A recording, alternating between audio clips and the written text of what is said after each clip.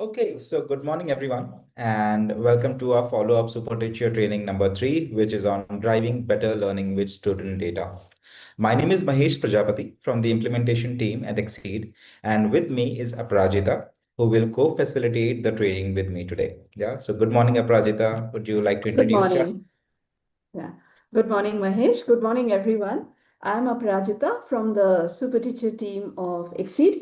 I'm from the academic team, and I'm very happy to connect with all of you for another session on uh, driving this session on how to use data for better learning. Thank you, Wonderful. Mahesh. Thank you so much, Aparajita. So, quick check before we begin our session. Can you all show me a thumbs up if you were able to take the pre-test already? Yeah. So, you can take the pre-test by going to Exceed Academy in your Super Teacher app and click on today's session and take the pre-test. In case you haven't taken the pre-test already, I would recommend you to right away take the pre-test from your Super Teacher app. Yeah. And if you have already taken the pre-test, you can show a thumbs up right here on the screen. Okay, so I can see in the chat box, a lot of you have already taken the pre-test. We'll just wait for 30 seconds for those of you who are taking the pre-test right now.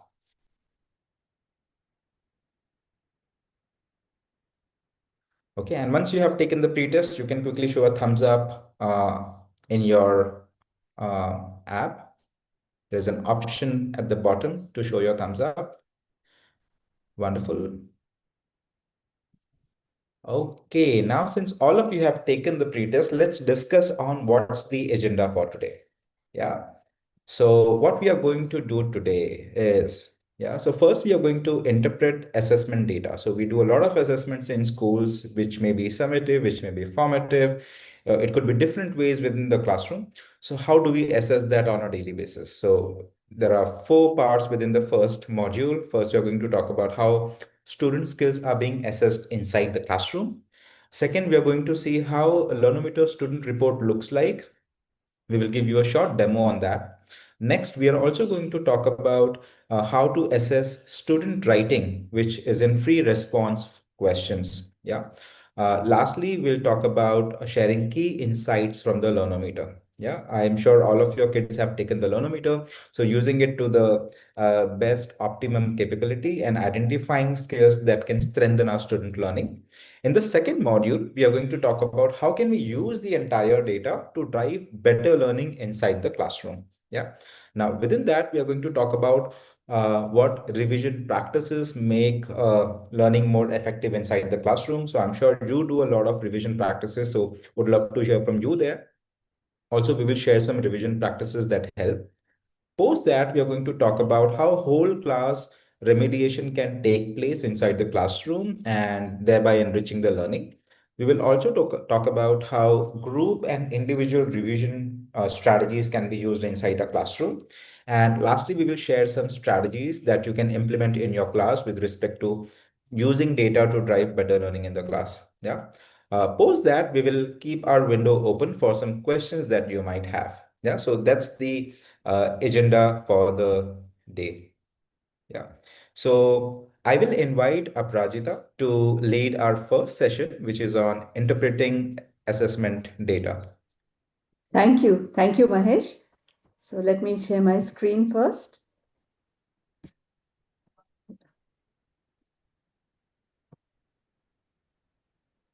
Okay. I hope my screen is visible. Yes, Aprajita, it's visible now. Okay. Thank you. So we'll talk about what are the key objectives we're going to deal with in this session. So first, let me just, we'll reflect on some current practices for assessing student skills, as in how do you use data in the classroom. Then we will dive into some Learnometer report cards, where you will get a chance to look at it, decode it, make your own interpretation to derive some insights. Then we will also assess student writing. Mahesh has said, the free response. We look at some sample student responses and share our views, what data we can collect from those free responses. And then we'll apply learning by analyzing a Learnometer report or a recent worksheet to identify and share top insights. Now, this is going to be a very interactive session.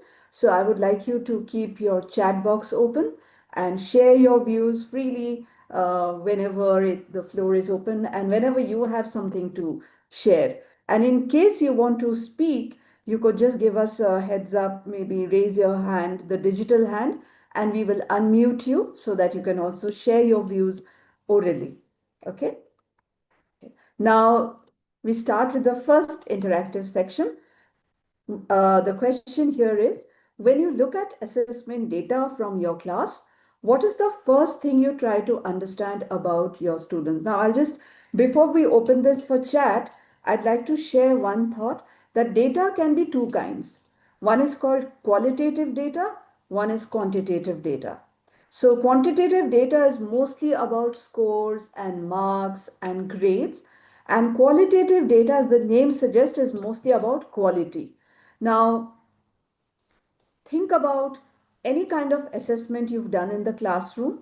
It could be a summative assessment where the answers are open-ended, where children are writing their answers, or it could be an objective type of question where there is one correct answer. So the question is for you. Second. Yeah.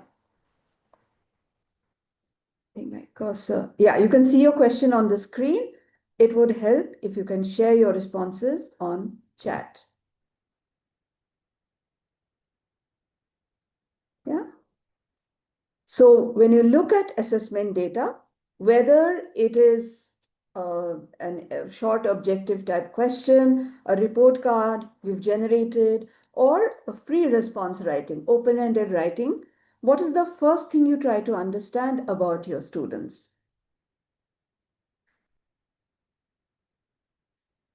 Yeah, please type on chat. Share your thoughts on chat. What do you find when you look at a report card or when you're collating the results for your class? What is one thing that you look for?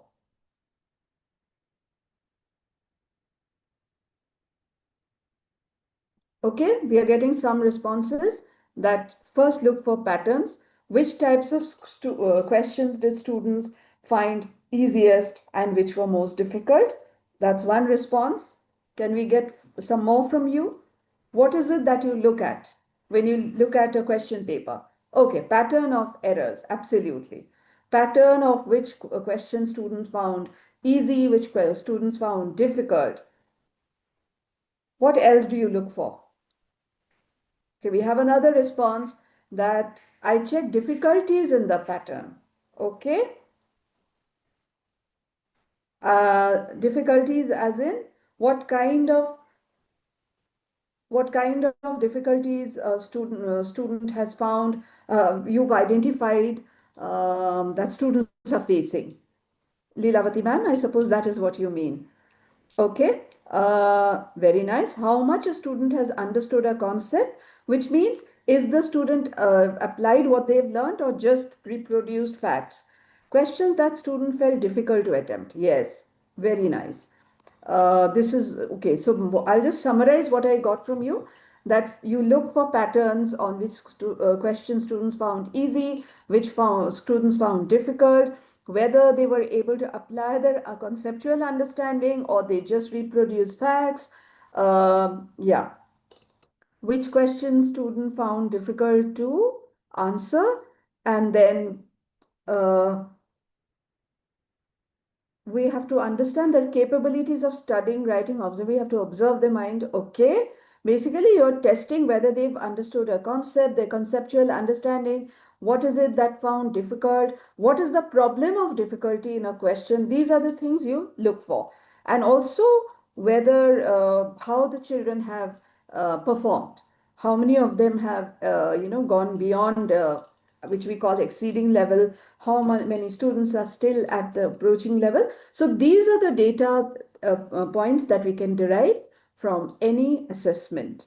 Okay, thank you so much for your response. Now we will dive into the first session where we will look at quantitative data, okay, which is mostly about a little bit about numbers and scores and what we can identify from the scores. Yeah, Swachita ma'am has said, I also look for identifying what students know, their strengths and weaknesses, and why there are skill gaps. Very nice responses. Thank you.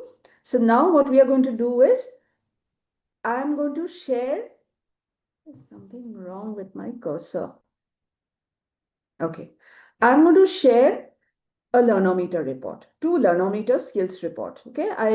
Are you all familiar with the learnometer skills test? Can you give me a thumbs up if you are? Can you share a thumbs up on chat if you know what the learnometer skills test is all about? Because we are going to look at, okay, I'm getting some responses. Okay, Geeta ma'am has said yes, Bhadushi ma'am has said yes. Okay, I'll look for some more responses. Are you all familiar with the learnometer skills test? Okay, Aisha ma'am, you've raised your hand. In case you have a question, we will take it in the question answer session. Okay, so what I understand is many of you are familiar with the learnometer skills test. So I'll just give a quick background of what the learnometer skills test is all about. It's actually winding up on 15 December. This is a competency-based assessment which tests students on skills and concepts for English, math, and science across grade 1 to 8 through multiple choice questions. Multiple choice questions that are higher order, not recall of facts. So because they are higher order multiple choice question, there is only one correct answer. And this test is conducted by Exceed in all super teacher schools. It started this year from September and it's going to end in 15 December. So the purpose of this test is to get a diagnostic report card, which we are going to see in a short while.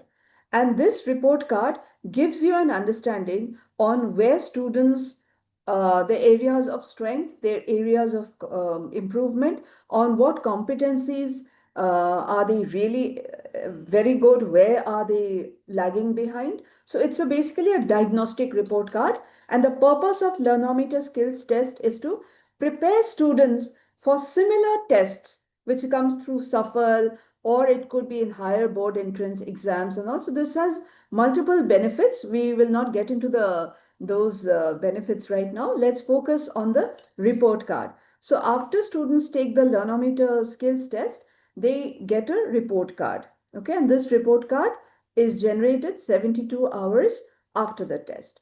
Now I'm going to share two report cards, two sample report card of a grade 3 student and a grade 5 student. I'm going to take you through the report card. What you have to see, like many of you mentioned that you look for patterns when you're looking at assessment data, you will look for patterns here also. You will look for patterns in the report card. Basically, where is the student? What does this tell you about the student's learning? Where is the student lagging behind? Where is the student showing very high conceptual understanding, problem solving skills? These are the things you're going to notice. But more important will be, what does it tell you about the student? And then based on that, what actions can you take in class? Okay, so these are qualitative data. You just look at the score and you look at the areas of improvement, areas of strength. So what I'm going to show now is, I'm going to share my grade 3 Learnometer report card. I assume uh, it is visible on the screen. Let me adjust my screen a little. Okay, It's this is a visible, Dr. grade, Ali. Yeah. thank you, thank you. Now, this is a grade 3, a report card of a grade 3 student whose name is Ria. And what the report card really shows is how much Ria scored overall in the Learnometer test. As I mentioned, we are assessing 3 subjects, English, math, and science. The questions are mostly of higher order, given in multiple choice format. And Ria has scored 62 overall. Now I'll show you, before I get into these scores, let me tell you what the scores actually mean when we translate it into different levels. So we have benchmarked the performance of students in 4 levels. You have the rubrics in the classroom. You have approaching, meeting, exceeding rubric. Similarly, in the Learnometer report also, we have 4 rubrics, let's put it. Okay. The first is beginning, which means this child is just starting to grasp skills at the grade level, but is quite behind their peers, which means they need support in even basic concepts. How will you know a student is at a beginning level? A score from 0 to 24. If the child has scored maybe 23 in math, or 25, 24 in English, 16 in science, or the overall score is below 25, that means the child is at a beginning level. What is approaching? Approaching means it's similar to the approaching rubric you have in the classroom, that you have some amount of pre-knowledge, but you've not yet met the grade standards, which means you're able to solve many problems, but you need support. Okay? There could be some misconceptions. How will you know a student is at an approaching level? The student will score anything from 25 to 49. Now, even those have a higher end and a lower end. So a 48, 49 means the child is at a slightly higher spectrum of approaching, but a score of 27, 28 is mean lower in the approaching spectrum. Okay. Now, what is meeting? Meeting means pretty much safe, that the child can do most grade level tasks independently, and a score of 50 to 74 means the child is at a meeting level, satisfactory. But even within the meeting level, there will be children who score like 52, 54, 53, and somebody who scores 72, 73, 74. Now, these are also two ends of one spectrum. Higher end of meeting, lower end of meeting, which means if a child has scored, say, 55, 54, 53, still at meeting, but will need more practice to even, because there is a chance without support, without enough practice and revision, this child who has scored 52, 53, 54 might slip into the approaching category. Okay, so these children need more attention. Whereas somebody who's at a meeting but has scored, say, 73, 74, that's interesting because that child has the potential to move to the exceeding level, which means that child needs a different kind of care, different kind of support. Something similar where you give a little more challenging tasks, push them a little more, because your goal will be that this child now should move to exceeding level. So always look at the score from that spectrum, lower end, higher end. And there is a mid level also. Like Ria is in the mid level. She scored 62. What is exceeding? Exceeding is excelled, can solve more advanced problems in the context of learnometer, and a score from 75 to 100 is a score for an exceeding performance. So I hope this is clear. Can you give me a thumbs up?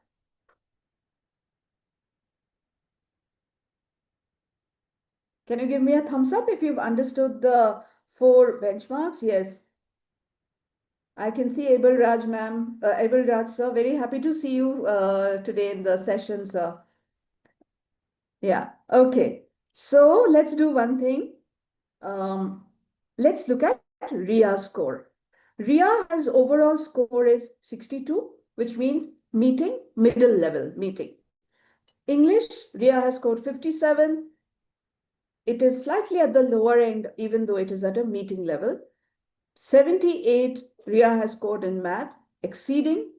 Science, borderline meeting, which means very easy chance for Ria to move into approaching unless there is sufficient intervention.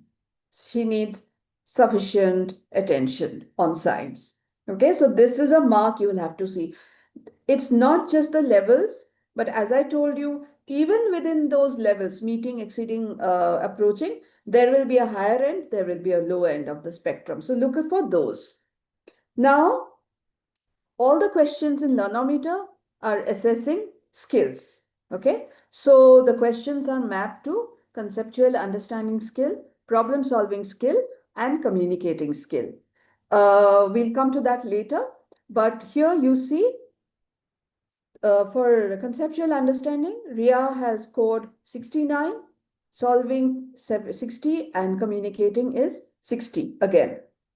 Okay, just note down the marks. Just note down the marks. We're going to talk about that. If you have a notepad, if you have a pen and paper, just note down the marks.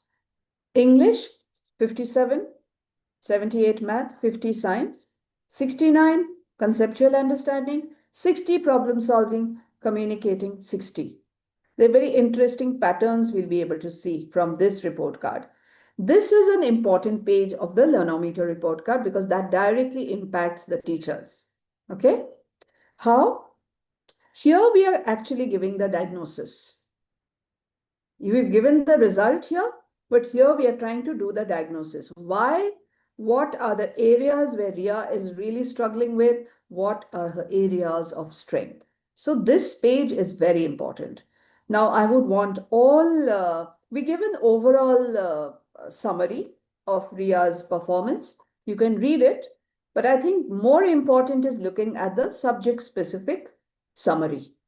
I'm sure there are English subject teachers here. I would request you to focus on the English section, and math teachers focus on the math section. Science teachers focus on the science section. Give yourself 10-20 seconds to read.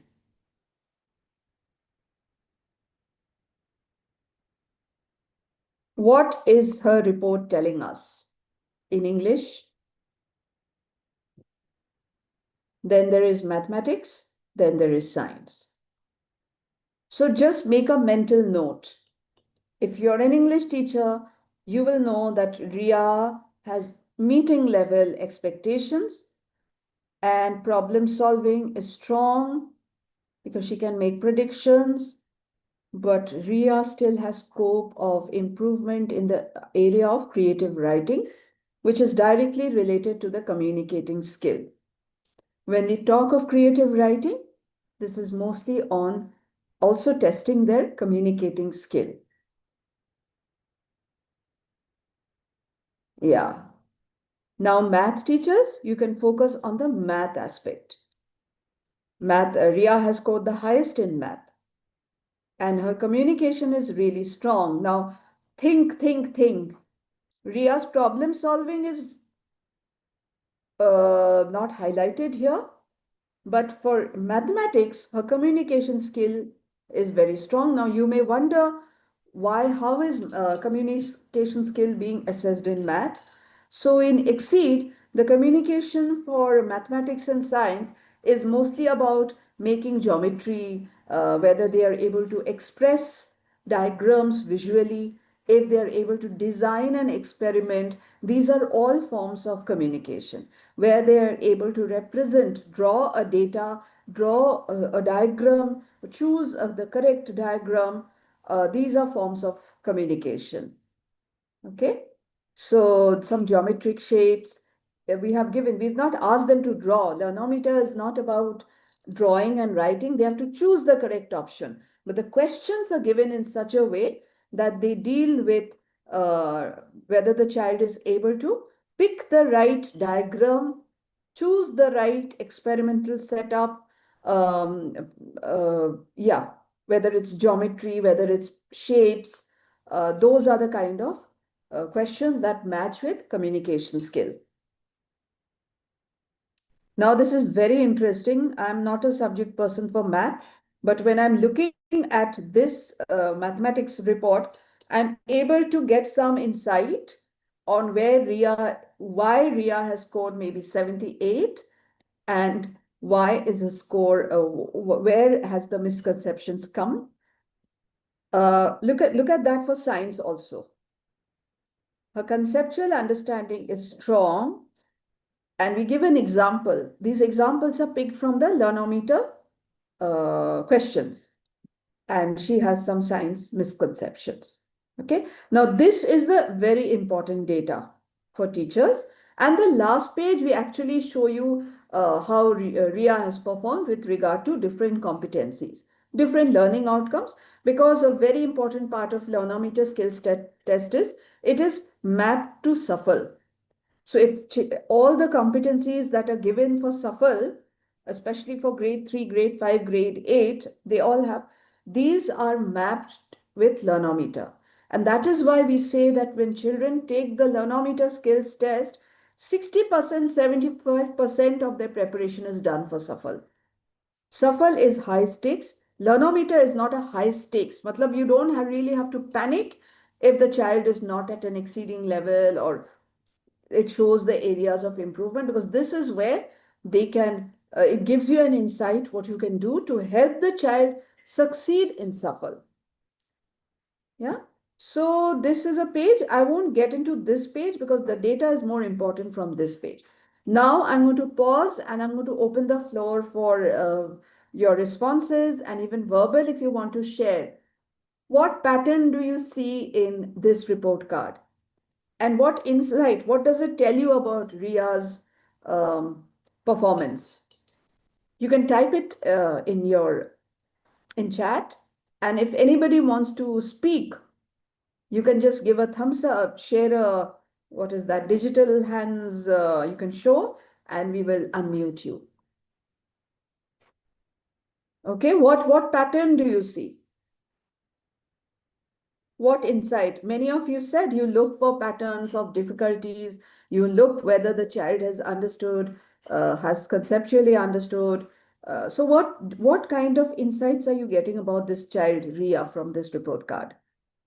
What do you have to do about Ria? Subject teachers, you can share your thoughts. You can type it on chat. Imagine you found this report card and you're an English teacher. What insight do you get about Ria? What actions do you think you can take for Ria?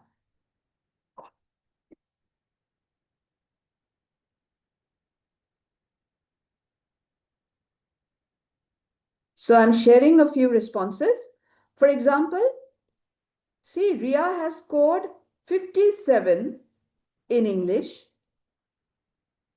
but her conceptual understanding is okay, nearly 70. And problem solving is 60, communicating is 60. So what it shows is that Ria probably could understand, answer certain questions. It says her problem solving in the subject is strong, which means she could summarize, she could make, find the main idea from a text. But I think her reading comprehension levels are not that strong, and she has room for improvement in the area of writing, which means creative writing is her challenge.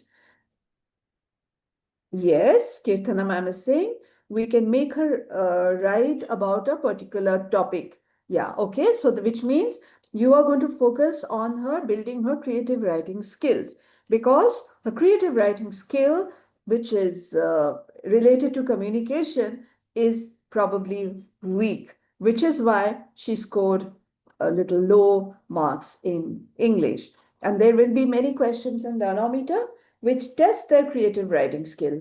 There could be questions where we give a letter and we'll give them 4 options and say, which will be the best way to begin the letter? What would be the best way to respond to the letter? Yeah. Only when you have good communicating skills, you will be able to choose the correct option. So in such questions, maybe Ria has not performed well. Yes, reading books will help them comprehend and write. Okay, you give them some more texts to read, a variety of texts, which will build her reading comprehension skills. Thank you. Ria has only not writing abilities. First, she wants to improve her writing. Okay, Aisha ma'am is also mentioning that the focus should be on helping her with writing. And this is not like writing practice. This is more about creative writing, where you give them enough essay writing, persuasive essay, letter writing, different kinds of creative writing is what Ria needs practice with. Math teachers, what do math teachers have to say? Math, the Ria has scored significantly high compared to the other subjects. It's 78. But now this is very interesting. Her skill is data and data handling. She can collect data. Math teachers, What does it tell you? Please focus on the areas of improvement. Mathematical misconceptions, which means she needs support with basic operations and including the number lines, number patterns, number names. These are basic operational mathematics, which probably is not her strongest area, but her good area is she's able, maybe she's good in geometry because if her communicating skill is good in math, that means she's able to identify correct geometrical shapes and figures and patterns, which is why her communicating skill is good. And her strength is data handling, organizing data in a table, which also is whether they are able to represent data in different ways. So that is why she must have scored, there were many questions on data handling, which she must have done well, which is why she scored high. Now, this is very interesting. I'll connect her strength with what you can do. Now, Ria's in science teachers, you focus on the science. She's good in her conceptual understanding, but she still has some misconceptions. Fiber, clothes, wild animals, which is something on grade 3 level EVS, which is where maybe she needs help, which means some pre knowledge she needs to work on. Yeah. And what you can do, interestingly, look at this report card. I'll share one thing. Her You choose the key strength of the child. In this whole report card, I feel Ria's strength is data handling, mathematics. So what you can do is you can integrate data handling with things like clothes, fiber, animals, the way you do number data handlings with data tables, or little, I think in grade 3 you do single bar graph. So you can integrate those, make it interdisciplinary, integrate the science concepts in data handling. So you're using her strength to teach something which is her maybe area of improvement. So maybe give them her variety of clothes like cotton, fiber, cotton, wool, and how would you integrate it in a data table?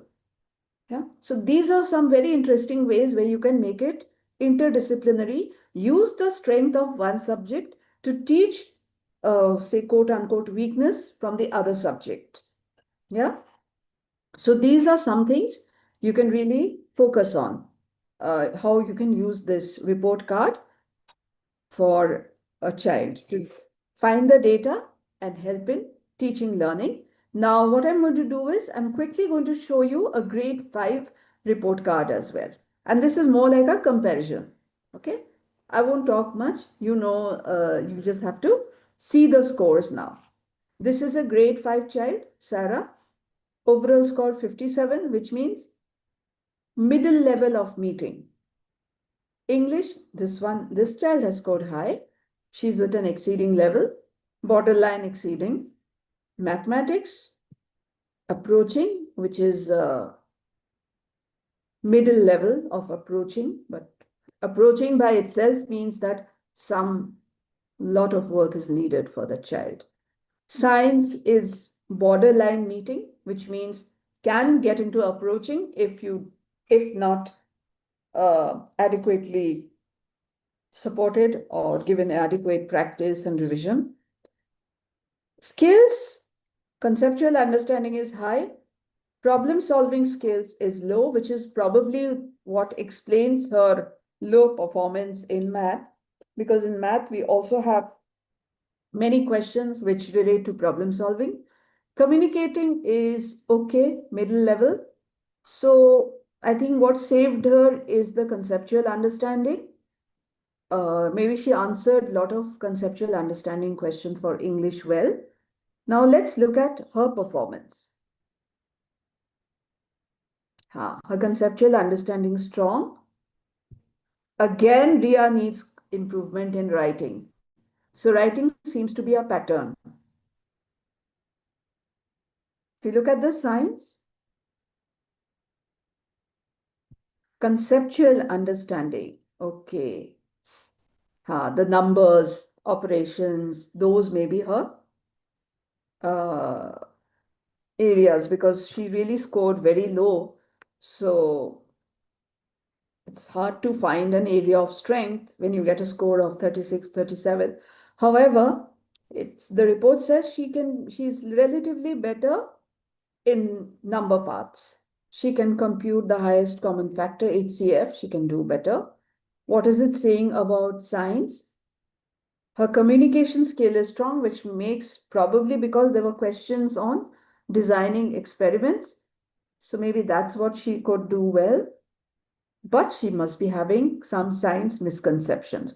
The science, what is the pattern? So, all of you, I want to ask, you've seen two report cards. Now, I would want to identify some patterns that you notice in students' learning. Can you share it on chat? What patterns do you see? You've seen two report cards. What is the summary you get from these two report cards? What can you summarize?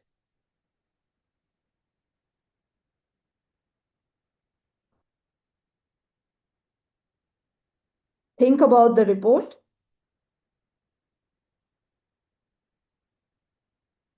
What can you summarize?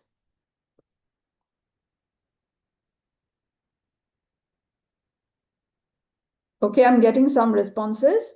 So one of the summaries that communication skill in English, which means writing, seems to be an area of challenge. That means focus should be there for a lot of writing practice. And I don't mean just writing in the notebook, but meaningful writing where they are able to express their ideas.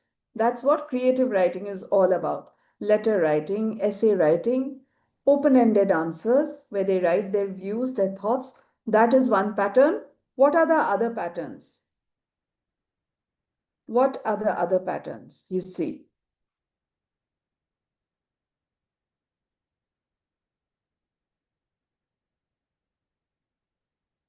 Science can have many misconceptions. So science as a subject is very topic centric.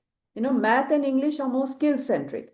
Science is uh, very, very focused on certain topics, certain concepts. Yeah.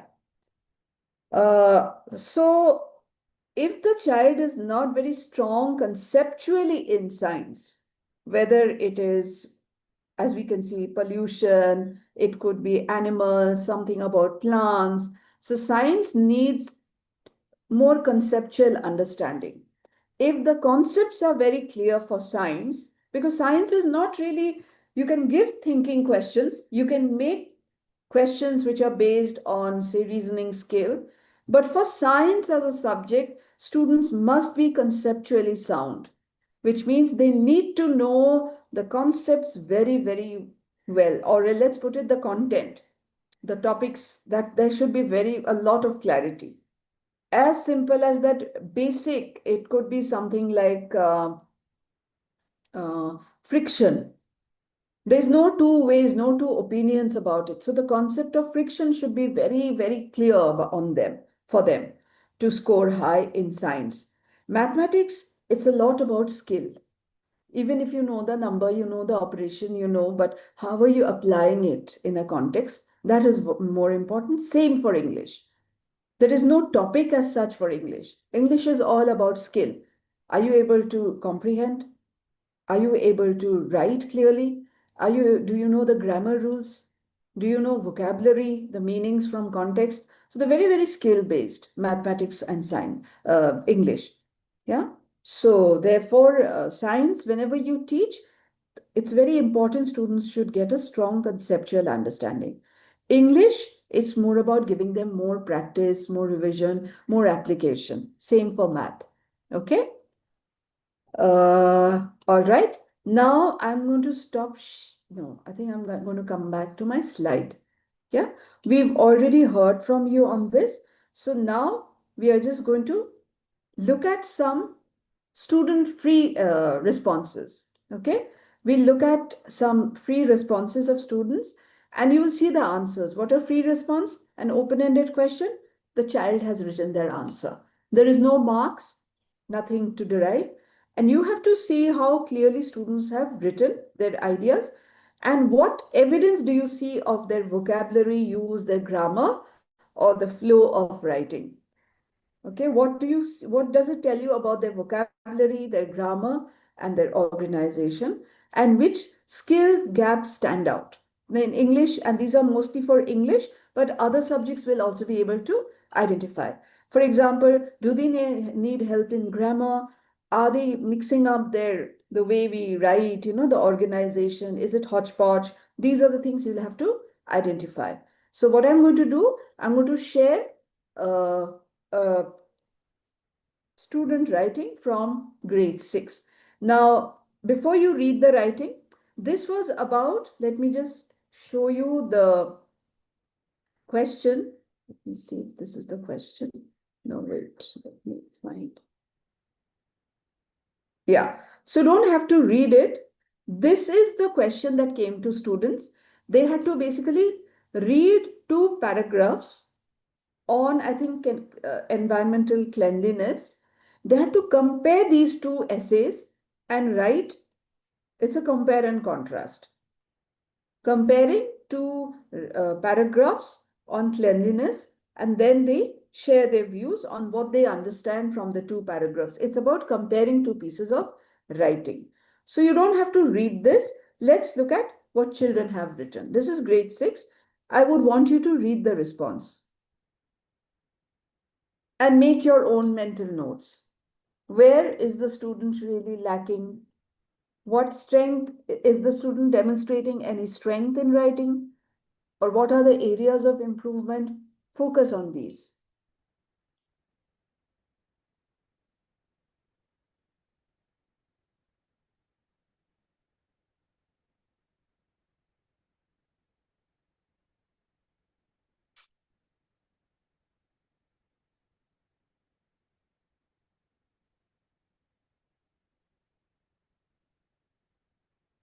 Make your own notes. This is response 1. So when you share your views, you can say 1 and you give your views. And then I'm going to show you the second one. So can I show the second writing? Can you give me a thumbs up if you've read this?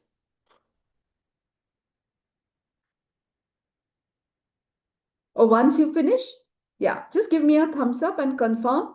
So when I get adequate responses on chat, I will show you the second sample. Yeah, make a mental note.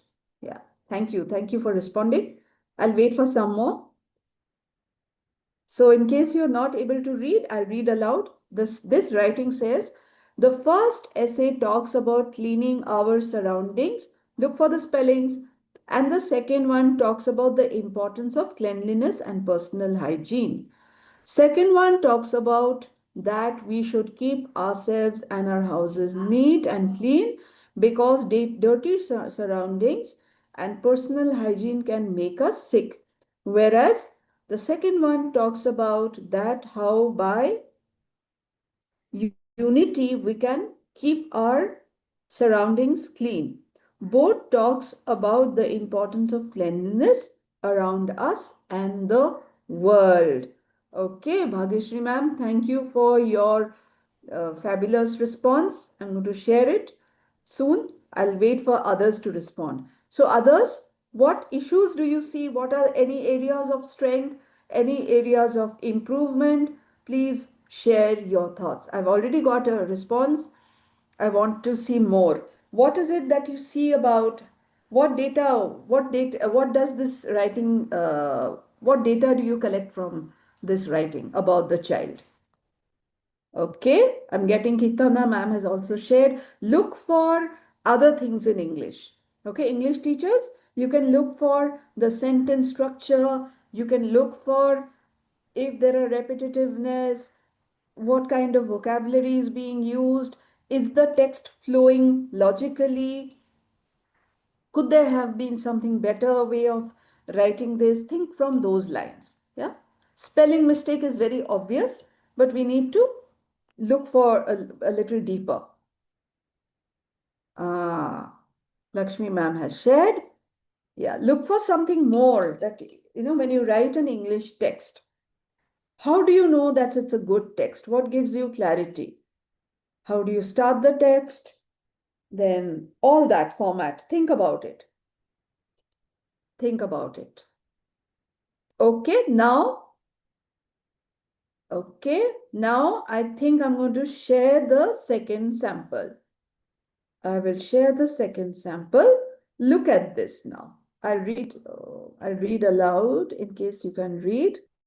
The first try read it on your own, and then I will read aloud. The same answer, same question answer by another student.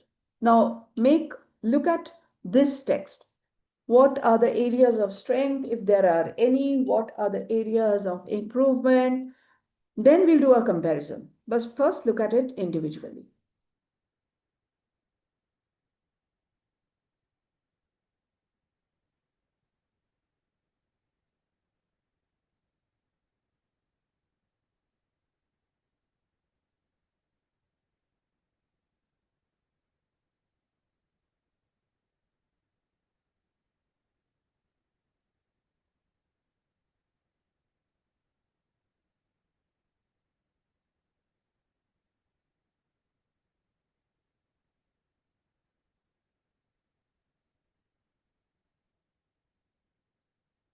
And you will write two. This is the sample number two.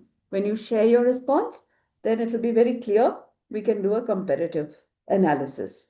So I'll read the text in case the handwriting is not very legible. Both essays mention correct things about the topic of cleanliness. What I observed is that both the texts contain the same topics of cleanliness. The first paragraph contains information about multiple students trying to spread the importance of cleanliness in their neighborhood. The government was mesmerized with their effort and announced it as a global campaign.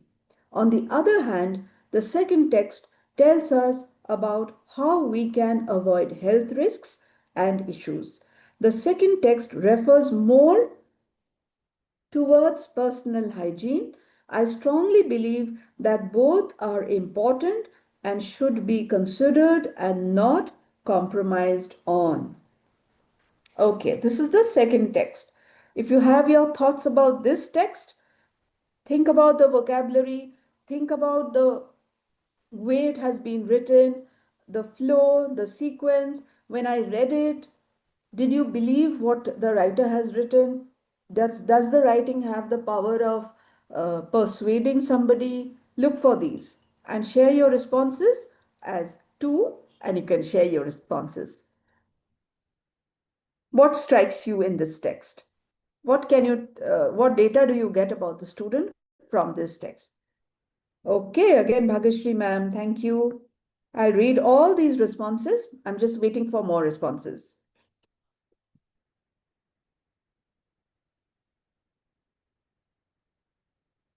Some more responses. We look for this text. You saw the other text and you've seen this text. Okay, very nice responses I'm getting, but I'll read aloud.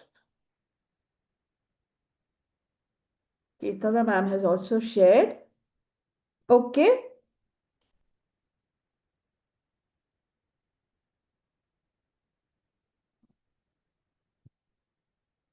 Okay.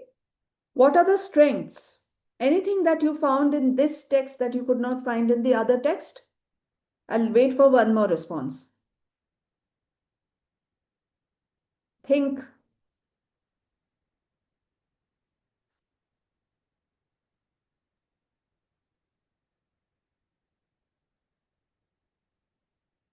Okay, let me just come back to the slide and show you. Okay. Now, first of all, I'll read aloud the responses actually. I think it's fair. So for text one, let me show the text one, then it will become simpler. Wait, just give me a second. Dabbling with. Okay, we'll talk about this text and what is it that you all highlighted. Bhagashri ma'am highlighted there are spelling errors, disconnected sentences. Definitely, we saw spelling of surrounding was wrong, hygiene was incorrect, disconnected sentences. For example, there's no flow. Yeah, if you see, Second one talks about that we should, there's grammar issues. Spelling mistake is what many of you highlighted. No punctuation. Yeah, let me just see your responses. Punctuation marks are missing. Nitya Shri ma'am has shared. Kirtana ma'am has shared. The end mark is missing. So focus on punctuation is missing. Spelling errors. Sentences are disconnected. Lack of sentence starter. Very nice point, Lakshmi ma'am. See, it says no sentence starter. If you look at this, I can't show you with my cursor, but look at the beginning. One second, huh? I'll just read it.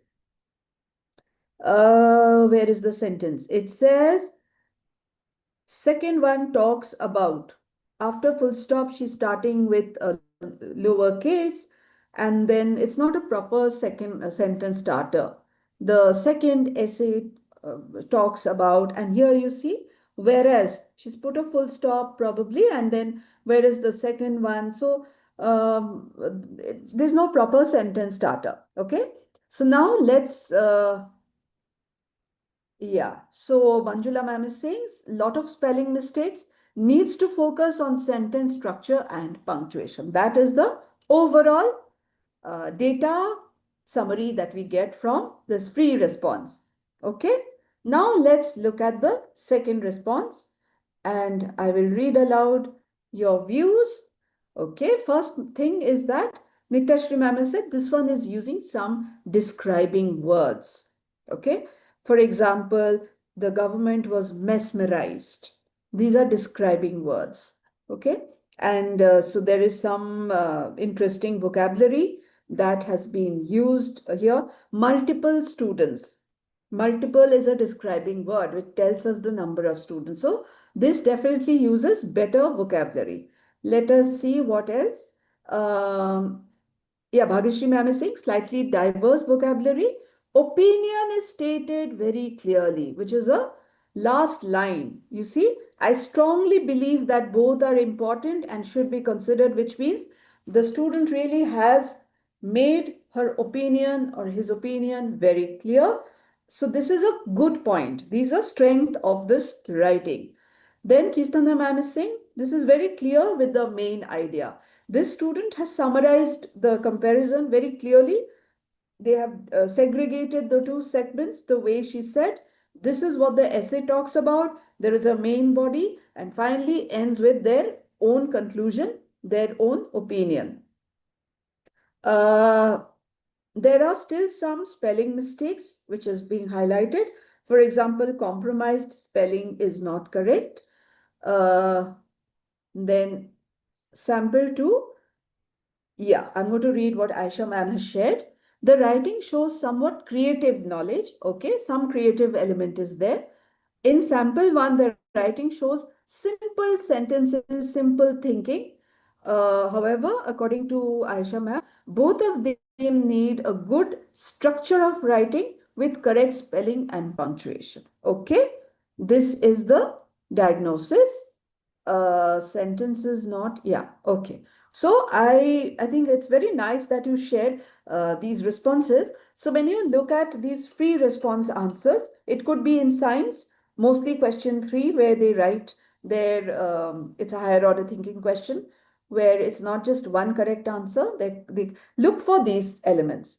Look for these elements when you read those long answers or descriptive answers or answers which need some amount of writing. Now I will come back to my slide deck and we'll just summarize, reflect. Okay. You've already shared this. So I'm going to ask you one question from this. Okay. How might these insights shape your teaching? What would you do now that you've seen those two text writings? Uh, how will this influence your teaching strategies? What would you teach? How would you teach differently? Let's hear from a few of you. You saw those two writing samples? Aisha ma'am, Bhagyashree ma'am, Nityashri ma'am, Kirtana ma'am. A lot of you have actually shared your thoughts. Now, the others also, please tell me what would you change in your teaching strategies for these children writing. English teachers, you can share your views first. Others are also. Give me an example. What would you do differently for these, the children who had showed this kind of a writing pattern? What would you do differently?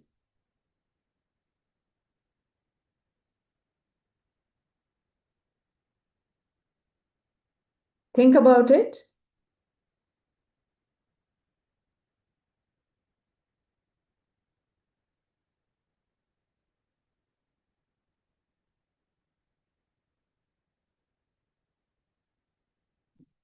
Give them more writing practice. We have the grammar guide. There are many lessons which are focusing on the writing structure. I think those are the lessons they both need. Yeah. Okay.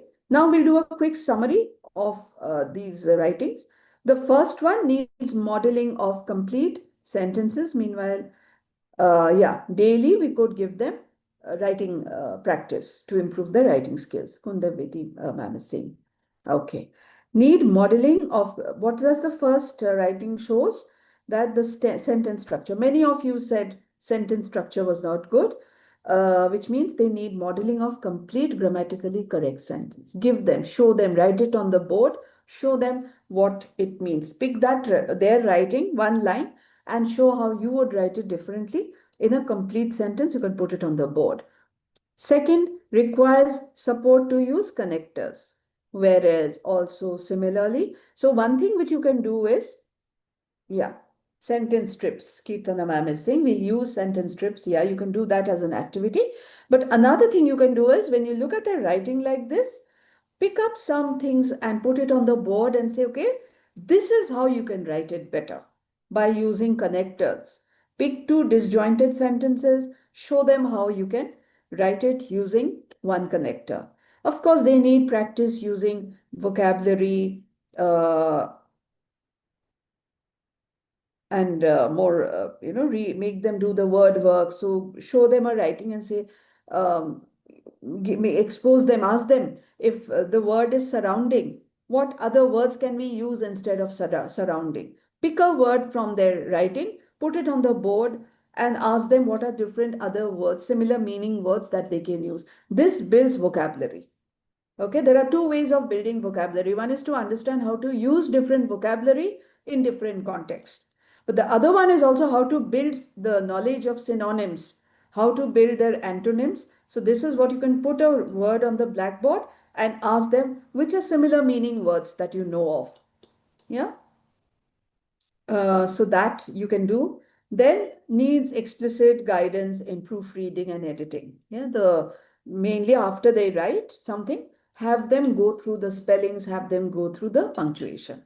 This we can do. For the second one, better sentence structure will help because there was some minor awkward phrasing in the text, some of you highlighted, and then you can use a better range of transitions. Now, this child is actually, I would put the child at a good meeting level. A good meeting level. Therefore, what is it that you can help the child get better with? The other one, I would put her at an approaching level. Yeah. So if this child is at a meeting level, you can think of what advanced things can you give this child to develop her standards of writing better. Then should continue developing academic vocabulary and synonyms. See, this girl, the child actually knows some really good words. She used mesmerized, she used compromised, considered, multiple. These are very good vocabulary, higher order vocabulary, which means there is a chance, there is a lot of opportunity to help, get this child develop her vocabulary because maybe it comes very naturally to this child. Of course, can benefit from little bit of polished writing, seeing more samples of writing. Yeah. So now what we are going to do is we are going to share some uh, tips on how to use data to guide instruction, what you can do. First, you can create skill profiles for students, whether it's a learnometer report card or so where you can club them into groups. You can see the snapshot uh, where we've given a sample on, one second. Just open my laser. Yeah. See this. This is what, how to create skill profiles. You can put them in different buckets. Some who how many percentage is in problem solving. So that will give you an idea how to handle them better. Yeah, how to make them into larger groups, smaller groups. So first it's important to make a profile for the students, skill profile. Then plan targeted reteaching or mini lessons. Then initiate error analysis discussion. We are going to look at a good sample next. For example, show the question on the screen. Yeah, you have many super teacher questions from revision blocks, you have from practice lessons. Pick a question, a higher order question, and ask them to say, what was the question asking us to think about? Why might someone choose this wrong option? This is for multiple choice. We've given MCQs in our practice lessons. All practice lessons, the last question is an MCQ. Just anytime, 5 minutes, open any of the practice lessons, scroll to the last question and the practice lesson. It will be an MCQ like the learnometer, and ask them to share their thoughts. What is the question asking us to think about? Why might someone choose the wrong answer? This is a very good practice to help them, become more, reflect on their own errors, their own misconceptions. This is very useful. Second, you can also give differentiated follow-up tasks, which means make children into small groups, and some groups you can make with those who need much more scaffolding, much more help. Some groups who are more at a advanced level. So some kind of a differentiated follow-up task will help. And as I said, connected to student reflection is, which kind of questions do I find the easiest? Which do I want to get better at? You can ask children these questions sometimes. Maybe after the analysis, after they finish the worksheet, instead of the exit ticket, ask these questions. Okay, now tell me, what kind of thinking question do you always find easiest to do? What do you think you want to get better at? So students get a chance to reflect and share. These are very powerful strategies to make students more aware of their own abilities rather than, we telling them that you're not good at this, you need improvement there. Self reflection is very, very powerful. And showing examples of questions, I think this is a very useful technique. You may note it down, show them a question, ask them to say what the question is wanting us to think about, and why would somebody choose a wrong answer. These are very powerful ways of teaching learning. Next, we look at one sample here, and this is how you can actually do some error analysis. This is a sample question. It's a MCQ from EVS. I would want you to take about 10 seconds to read the question.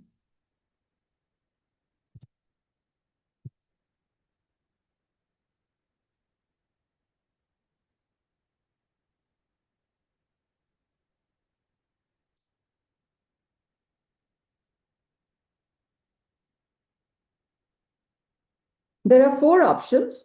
It is about choosing the right material for a window. And she has four. So, which will be the correct answer? Now, glass is definitely the correct answer. But look at this segment. Why might someone choose a wrong option? If a student chooses wood, maybe the student is associating building with strength rather than light. So, this is a misconception. Secondly, if a child is choosing plastic, maybe they think plastic is also transparent, light and transparent. They are equating it with glass when it comes to transparency, which is also wrong. Plastic is translucent, some plastic, and uh, glass is more transparent. So, when children choose these wrong options, it's not just looking at the surface and saying, okay, this is a wrong answer, but it's very useful to figure out why they might have chosen it as a wrong answer, because that gives me a diagnosis about the misconception they have. So here you see two examples of misconceptions. Associating all building structure, every building thing parts with only strength. That is a misconception. Or to imagining not knowing much about transparent, translucent, opaque objects. That clarity maybe is missing. That is why the child could have chosen plastic. So we've just given you one example. This is how you can do an error analysis. Now, let's reflect a little bit. I'd like to open the floor for chat. Think about, I don't know if you have a learnometer report card or a worksheet with you right now. If you do, then look at a learnometer student report, a strength you notice, area that needs support, and action that you can take in class. And how would this help you in future teaching learning? I would request you to share some answers on chat. And if you do not have a learnometer student report or a worksheet with you right now, yes, if you're sitting with your laptop or maybe you have some samples, you can open that, give yourself about 3-4 minutes and reflect and share some of your answers on strength you notice, area that needs support, and action that you can take. Or if you don't have any sample, what would help is you can think about any class that you teach, any course that you teach, and what is a strength that you often notice in student? What is an area of improvement that you often come across in children? Just let us know in chat. Think about your subject that you teach. What is a common area of strength that you normally find in your students? What is an area of improvement that you mostly find in students? It could be, think about maths, uh, different streams or different segments, sections in math. Think about geometry, algebra, basic operations, word problems. What is the strength that you find in your class? What is an area of improvement?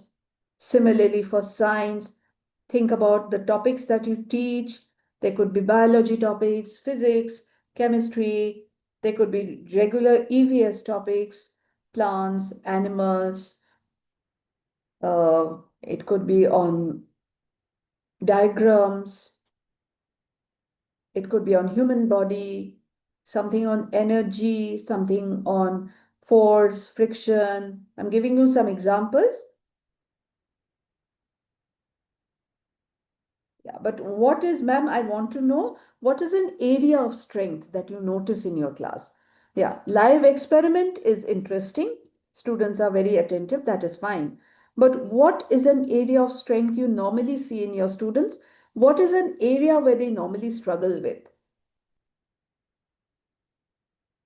Think about your science class, any science class. Where do you think they mostly struggle with? What are the things you need in science? Do they need to draw diagrams, label the diagrams? Do they need to actually do some classification? Are they able to sort things when you ask them to sort? Are they able to give you the good reason? Science is all about reasoning. These are some areas of strength and improvement that you can find. And I've already shared in math. Where is it that they often make mistakes? Are they very attentive when they are doing some addition? Do they miss the numbers, the leftovers? Are they strong in geometry or they make mistakes when they're using the protractor? Are they able to measure angles? Specific. Think about your class and areas of improvement that they need and areas of strength. If you can share just one or two examples.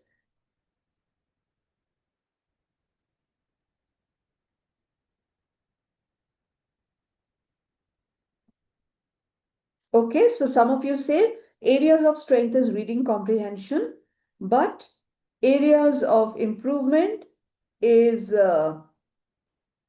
finding the main idea from the text or saying what will happen next. English has a lot of predicting questions.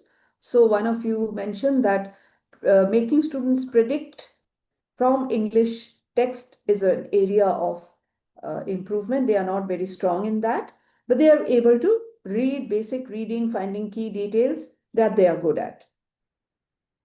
Okay, we are talking, okay. So Pavitra ma'am is saying that usually area of strength is always the activity, and we were looking for a report card, a writing sample, not the classroom experience. Okay, but area of improvement, as you're saying, is the higher order thinking question, which means they need more reasoning questions, because our higher order thinking questions are mostly focused on reasoning skill, inferring skill, predicting skill. Okay. Aisha ma'am is sharing, I found in my nursery class, whatever I'm saying by my words, they are understanding. If I show the real objects of flashcard, they can understand the main concepts even better. Wonderful. So using visual aids, but we are not talking really about what aids you use in the class. What are their areas of strength? So their areas of strength, ma'am, I will say is observing skill, identifying things from pictures. So that is their area of strength. Okay, strength. They are good in application, Lilavati ma'am is saying. Question, weakness is writing answers. Okay, they often confuse between similarities and differences. Okay, thank you, ma'am. So I think we've got some good responses. And with that, I'm going to request Mahesh. This has been quite a long session. Uh, Okay, I'll read one last response. Area of strength, Manjula ma'am is saying, is able to write simple sentences. Listening skill is strong, but describing something in their own words seems to be an area of weakness, which means they need more practice with verbal communication. All right, thank you so much. I think I'm going to hand it over to Mahesh. Mahesh, this has been quite a marathon session. I hope there is enough time for you. So over to you, Mahesh. Great. I think thanks, Aprajita. Although it was a marathon session, I really applaud all the participants who have joined. I think the participation in the chat boxes is really high. So kudos to all of you, and I hope you continue with the same participation for the next module as well. So thanks, Aprajita, once again.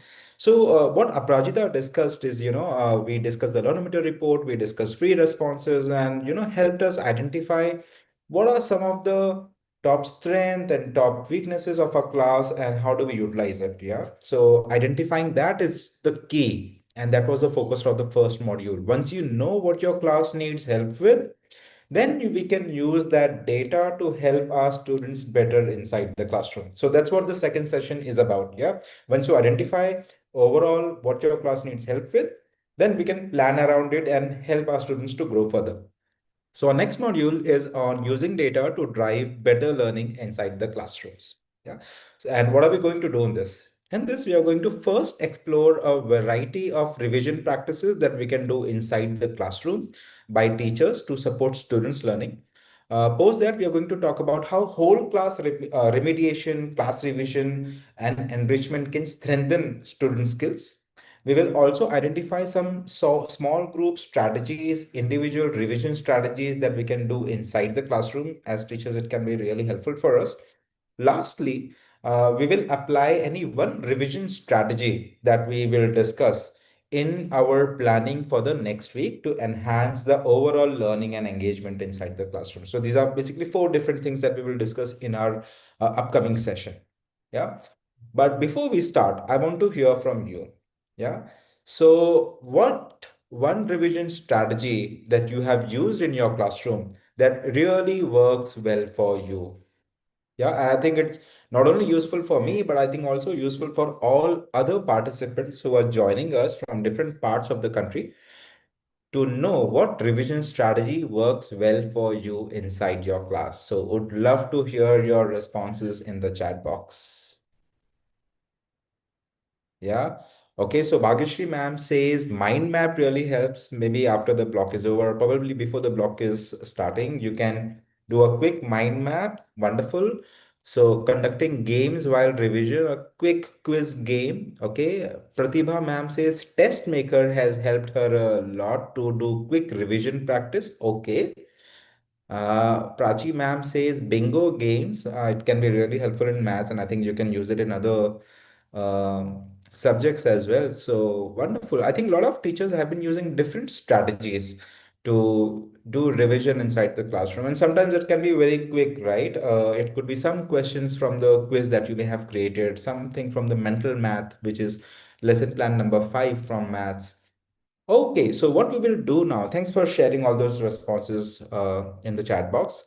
We will now discuss some of the things that we can do inside the classroom to help students do better. Yeah.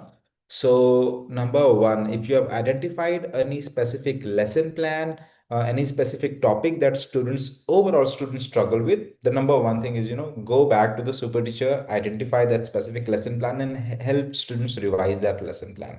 So whenever you see that there is a group of children who are struggling with certain uh, topic or concept, it's always better to go back to the super teacher and redo that lesson plan. It could be a simple, say, multiplication of fraction. It's a higher level concept skills, and if you feel many students are struggling with it, don't mind. Let's try to do that again. Yeah.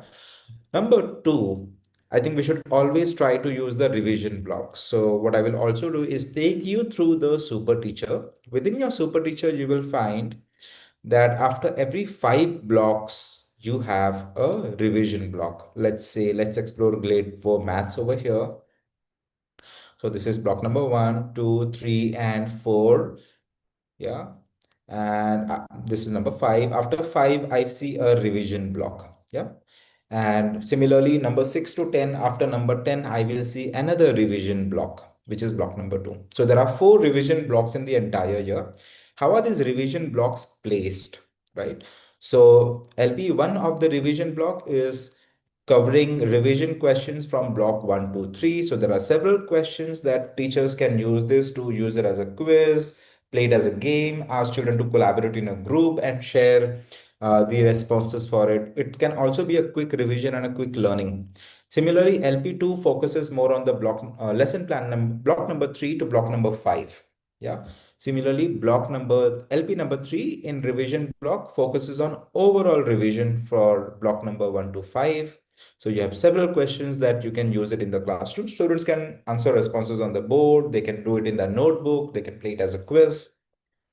And the last couple of blocks are the assessment blocks, assessment lesson plan. So you can use test maker to create test as per your requirement in terms of number of questions you want, number of duration you want, whether you want short questions or long questions, both. So you can create questions as per the requirement for the test maker to create practice questions for LP4 and 5. So that's how revision blocks can be used to revise in the classroom.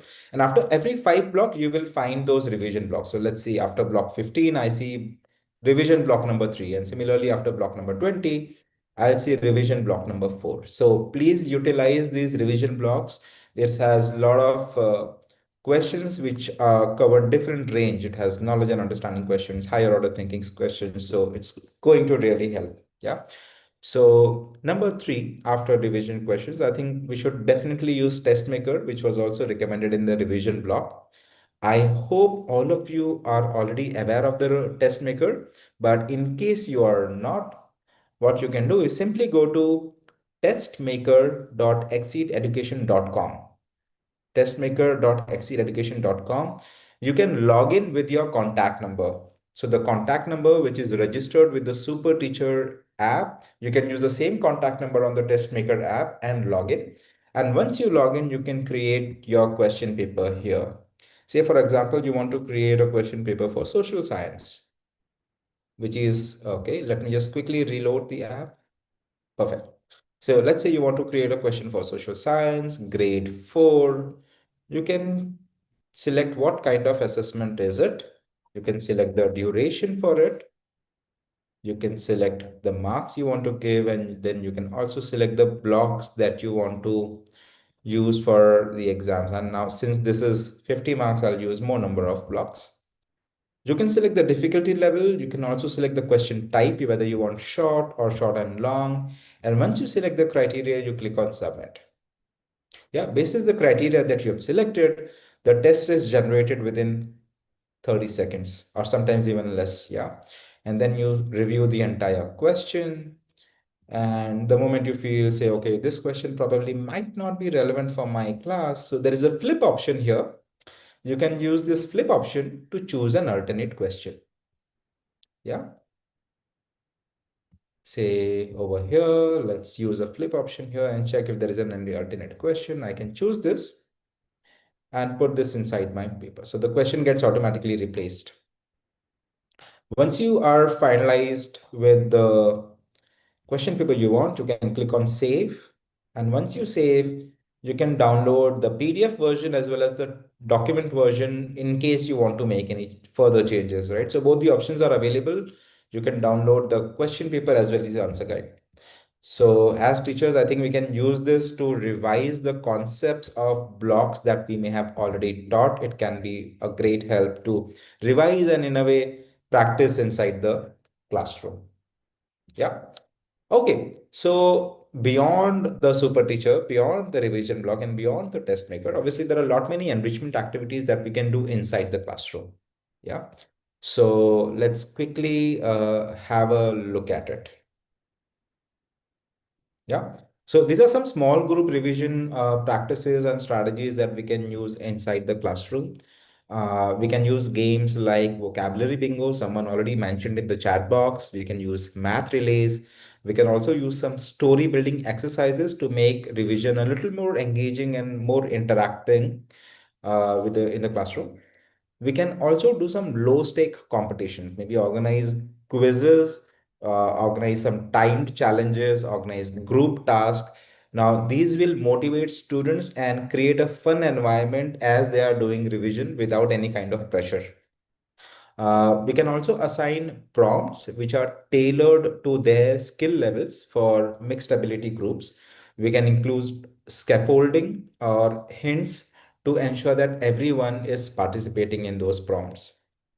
We can also focus on specific skills like it could be comprehension or a sentence structure or calculation speed when it comes to maths for individuals or groups for extra support when doing the revision. So there are several ways we can revise beyond the super teacher as well, right? So these are some strategies, and what we will do is, we will go through some of the games and some certain practice routines that we can actually practice inside the classroom. So I'll give you some examples for these. And I'm sure many of you are already trying some of these in your classroom. So it would be good to hear how it has worked in the classroom. Yeah. So there's a game that you see on the board right now. Now, this particular game is called Word Race. Now, how does this help? This game helps students to recall a wide range of key terms. They can also see connection between different ideas. And the revision is in a fun and active and engaging way. It also highlights gaps that students may have, which can lead to further discussion inside the classroom. So let's understand how we can play this inside. Yeah. Say you have a topic called democracy, as you can see, and the topic could be anything. It could be science or a maths topic as well. And then you divide the entire class into two separate teams, team A and team B, and divide the board as well into two groups, right? So team A can write some things in their section, team B can write something in their section, and give a topic that you want students to revise on. Yeah. In this case, the example is democracy. You can have fraction, you can have multiple other topics on this, and instruct the team that they must take turns to run to the board and write one word that is related to that topic only, and only one word per person. So in a way, everyone in the specific group gets a chance. They keep taking turns and keep writing words.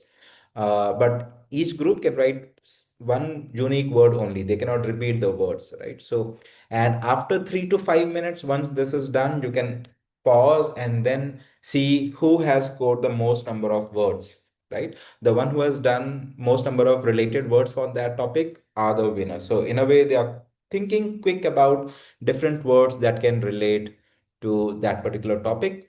And someone may also ask questions around it after the game is over. So in a way, it's quick thinking word game. Similarly, I think we can also play a path to mastery zone. Now, this game is slightly difficult where you create a tiered difficulty level. So the number of stars show how increasingly difficult the questions are. So you can create different levels of questions. Yeah. It can start from 1 star to 8 star. So 1 star being the easiest one, 8 star being the highest one. And now what happens is that this helps students build more confidence and also helps them take more challenging question, in a progressive way. And each question targets a specific concept. Now, in this particular example, it's modal verbs, right? So students revise the concept in a fun way, unlike any other writing or reading. In a way, they are practicing something. Also, when students are playing this game, they get immediate feedback from the team themselves or from the teacher sometimes, and students can immediately correct the answers without feeling pressurized, in a play fun way, right? So how do we play this now? You can divide your classroom into different groups. It could be two or more. The teams can decide which question number basis or difficulty level they want to select. The team reads the question aloud for that group, and one of the member in the answers. And the one who answers, obviously, the team which answers gets the number of stars in their group. And at the end of the game, the one who has won most number of stars are the winner, right? So in a way, everyone is discussing about those questions and indirectly learning and helping mutually, each child learn in their own groups. Yeah. So this was a path to mastery zone. Similarly, we saw an English example right here. We saw a social science example. Now, what can we do in science, right? So you see another different kind of game on the screen, right? So in this particular game, and the focus is to encourage, active recall of key concepts that they may have learned. Now this makes revision a little bit more fun and engaging through movement in the classroom. It also promotes peer learning and teamwork. It also helps them focus and be quick thinking, under a little bit of time pressure as well. Now, and it also provides instant feedback to the children. Like, how do we play it now? Yeah. So you can make a team of 4 to 6 children in your classroom and keep these cards on one side of the class. Yeah. So a first player runs, picks the card, and writes the answer on the board, right, for each of the group. And he runs back and tags the next player. Now, when all the cards are done, the game is over, and the team with the most correct answers win, right? So it's a quick puzzle they have to solve and write the answers on the board, go back and then tag the next person or the next group to answer, right? In a way, it's more fun, engaging, and each of them, then you will see there are those Twitters in the classroom talking to each other, finding out which is the right answer. In a way, it's a fun way to revise, and in a way, it also helps peers learn and clarify their concepts well. Yeah. Let's come to math. Someone also mentioned in the chat box about the bingo game that you have already tried. So it's a wonderful game. It again encourages quick thinking, where in this particular game, as you can see on the screen, students are searching for factors and teacher is giving some time limit to find that. It also helps improve the speed and accuracy in applying what they have learned. It also provides some self-paced practice for children, so you can use the timer or you can avoid using the timer. It also enhances focus and attention. It also builds confidence, because students find immediate success there. Now, watching classmates play and discussing answers with each other can also help clarify some of the doubts they may be having, and also reinforce the learning. Yeah. So how do we play it in the classroom? So you can prepare a quick bingo when you're teaching factors, and you can then call numbers, say factors of 6, factors of 8, factors of 9, and students then have to strike all the factors that are related to that number. And the moment they identify a horizontal line is done, or a vertical line is done, or a diagonal line is done, they strike on it and say bingo. So that player becomes the first winner, and accordingly, uh, we can use different numbers to use this as a factor. So the one who completes most number of striking is definitely the winner. Yeah. Um, we can also use some technological tools now, although ones that we discussed right now were from the classroom, but I think using technology can be even fun way. Whenever you find a computer lab is slightly free, there's nothing wrong using it. Yeah. So Kahoot.com is a wonderful platform where you can create your own question and answers and games. So you can actually allot different points. You can use your quiz and time it. There can be revision questions. Now, this helps students to focus and participate more because it's a little bit competitive. Students can also aim for highest score. The one who completes first gets a higher score, which also encourages them to focus more and practice more before the topic quiz happens. Uh, and this also is a breaks the monotony of the traditional classroom revision where they get a chance to figure out the answers in the computer lab. Or you can also give this as a homework where they practice on the parent's device, but ideally best to do it in the classroom itself whenever the computer lab is free. Now, how to play it? Yeah, no matter which topic it is, you can go to kahoot.com. You can create your own questionnaire. And once you create your questionnaire, there is a simple link that can be shared by this with the students, and they go to kahoot.com and they enter the game pin. Once they enter the game pin and write their name, the questions are right in front of them. Yeah. Once the teacher says start, students start, and for the next 10 or 20 minutes, they answer all the questions one by one.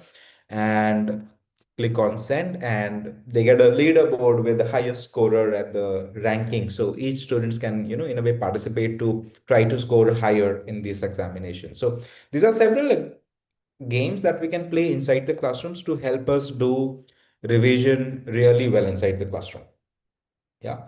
Not only this, I think we can also give a lot of prompt inside the classroom. So depending on what the children may need, we can identify certain skills that children need practice with, and choose the prompt that targets that specific skill. It's always better to keep the prompts a little short, clear, and engaging. Uh, Also, we can also use mixed genres when we are doing language. So it could be poetry, sometimes it could be non-fiction, it could be persuasive essay or a narrative essay. Now, this helps children to focus more on the revision and build on that specific skill where they may need help with. Yeah, and they are thinking in a specific direction. This also makes revision a little bit less monotonous rather than being in a more lecture mode where we are instructing them. They are creating stuff on their own. So in a focused manner. Great. So these are some of the strategies that we can use, starting from super teacher to test maker to the revision blocks and several other games that we can utilize in the classrooms. But most importantly, once we identify which skill our children need practice with, then we can use these strategies to help children do better. Yeah. So, great. So, would love to hear from participants after you have heard a lot of these strategies. Which ones are you most excited to practice on in the classroom? Which ones you want to try first? Okay, someone says Kahoot, they want to try. Bingo, they want to try. Okay, there is also a question. We will answer that in the Q&A section for sure. Very nice. Deepa ma'am also says she wants to try bingo in the classroom. Wonderful. It's a fun and engaging way to practice maths.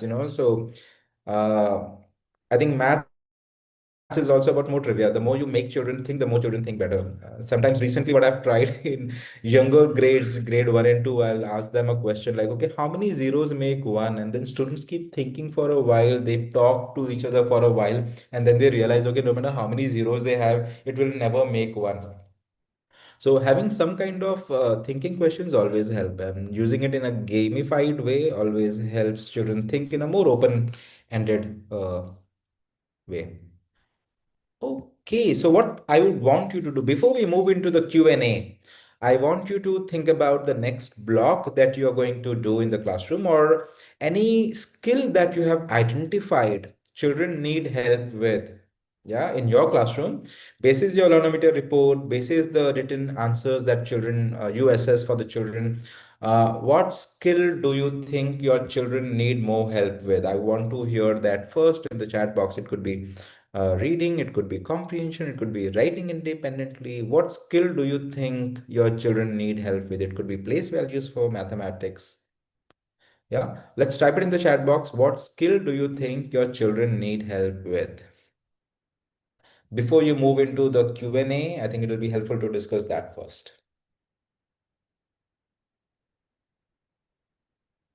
Okay, some of you already answered that when Aprajita was taking module 1. Anyone would like to share what skill do you think overall your class needs more help with? Okay, I'm getting some responses here. Writing skills, comprehension and writing, very nice. Anyone else would like to share? So more around writing. And we have discussed a lot of strategies right now. I see a writing, and writing is already there on the skill. The listening skills, okay.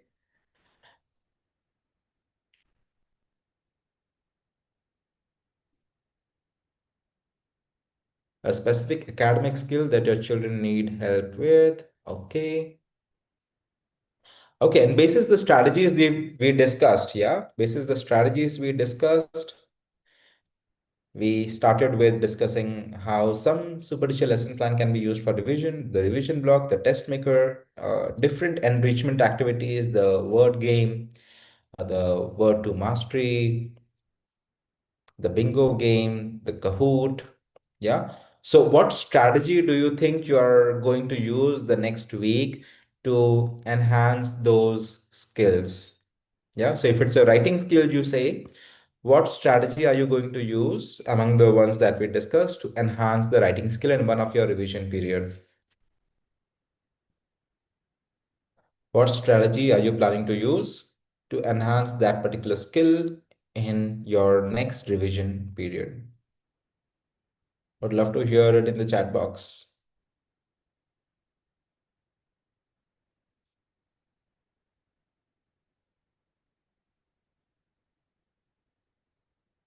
Okay, I already got few responses, but would love to hear more.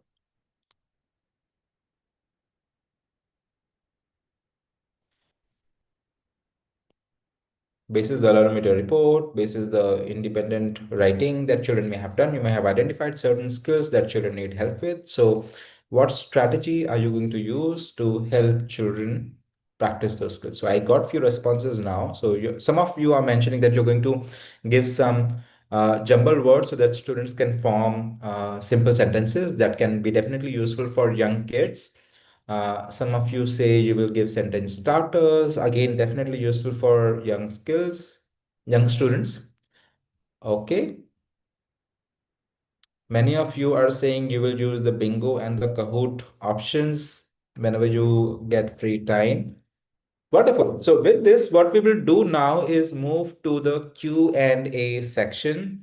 So I would really like to hear some of the questions that you may have. Yeah. About the topic today, which is using data to drive better learning in the classroom. So any questions you may have, please put it in the chat box. Would love to discuss and answer those.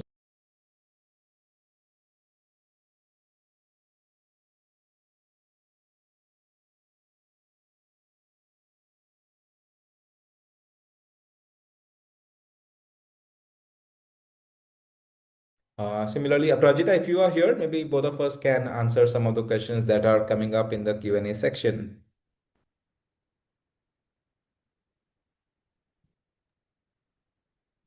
Yes, yes, I'm here. Yeah. Aprajita, one of the questions that I see, Hmm. what should be the ideal time to do revision inside the classroom? Should it be done after the lesson is over, or should we wait for the time just before the exam starts? What do you prefer?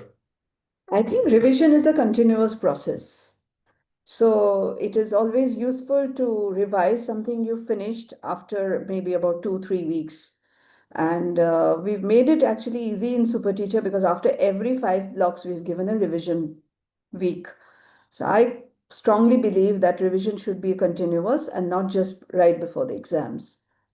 No, totally agree with you, Aprajita. I think the purpose of revision is to identify the gaps, so fill Yeah. the gaps which have been identified. So, and I think Yes. we should not be waiting for examinations to come closer to revise those topics because that might be too late and most students may be confused with that.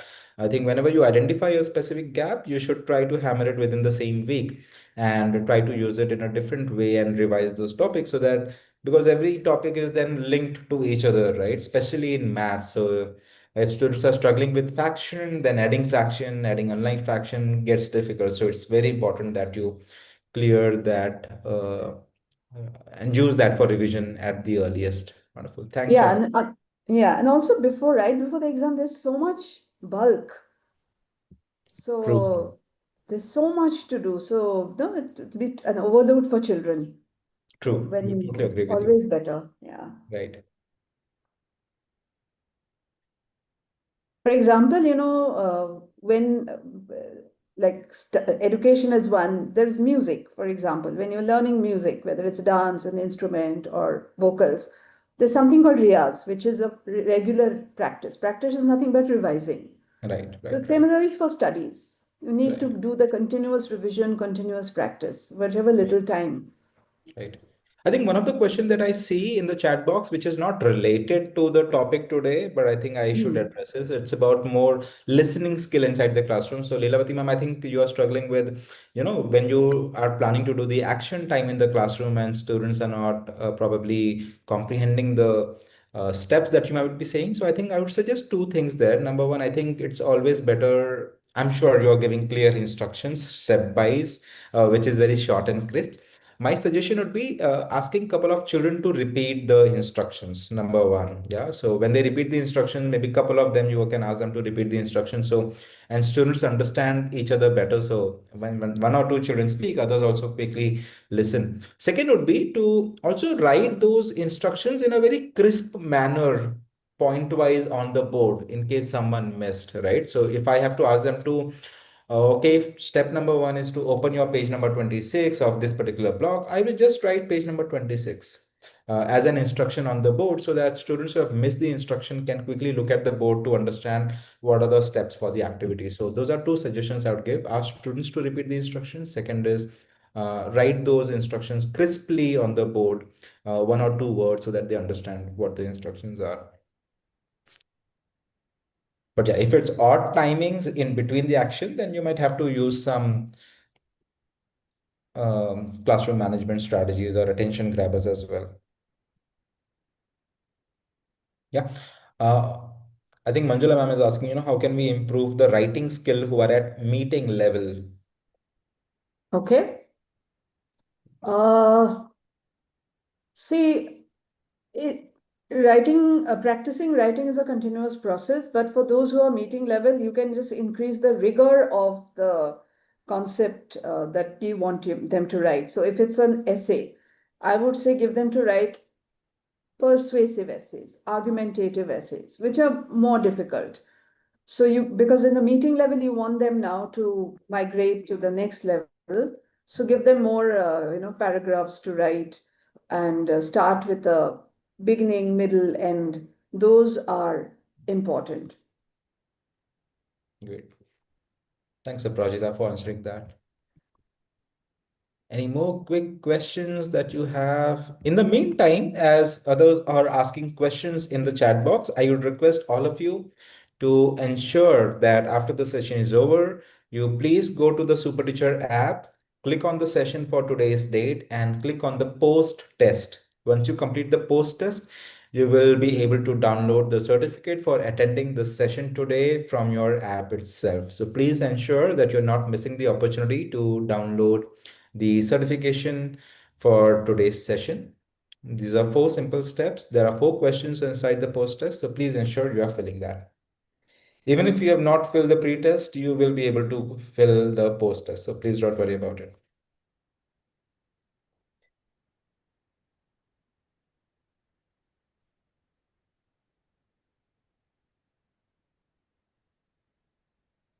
Other participants, we see a lot of participants there. So if you have any questions, please feel free to share that question in the chat box. There is one question which Manisha ma'am asked earlier, which I instructed that that we will cover it up during the Q&A session. Is the exit card and peer instruction MCQ questions helps to understand their conceptual clarity? Oh, definitely. I think it's a suggestion rather than a question. Definitely. I think every class should end with some kind of exit question. It could be an exit card, and peer instructions definitely help unless they share the answers to their peers. So instructions definitely help. So that was a suggestion. Yeah, I think Pratibha ma'am is asking where are the questions. Ma'am, you'll have to log into your super teacher for the post-test questions. Within the super teacher, you have to click on Exceed Academy, click on the session that you have attended today, and you will find the post-test questions there.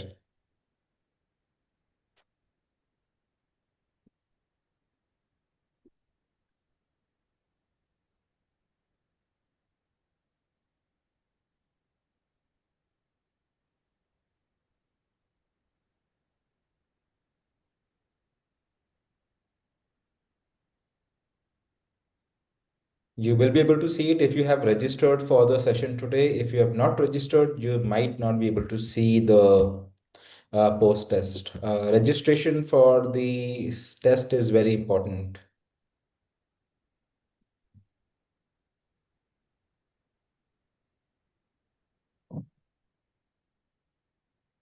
Okay. In the meantime, what I'll also do, I'll request all of you to also share your feedback on the session today. What you can do is quickly scan the QR code, which you can see on the screen. Alternatively, we will also post a link that will direct you to the feedback form, which you can fill for the feedback on the session.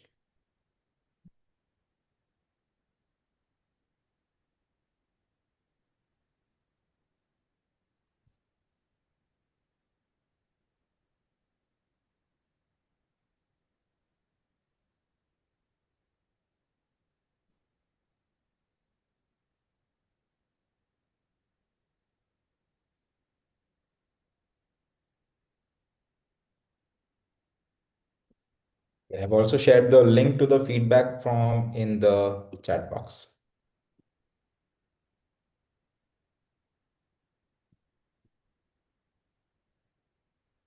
Okay, and we'll wait for any questions that you may have. We still have a lot of participants on the group.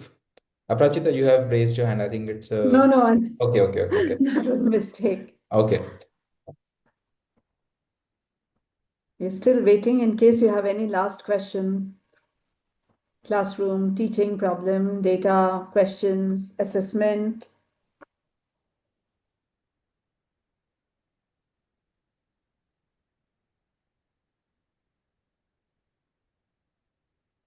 What I would also encourage, is all of you to visit your super teacher results section and ensure that you are assessing your students' result for all those who have taken the learnometer examination. I think it's very important as a teacher, you should be aware what your students are doing really well in and where do they need support. Yeah. In case some of you are not able to see the data, I think you should reach out to your admin in the super teacher app, and the admin can allot you as a specific subject and a grade teacher. Post that you will be able to see your student results. Yeah, so please ensure you have access to it and you're reviewing your student data to identify what they are strong in and where you can help them to be better. Your school admin for the super teacher can help you access this data.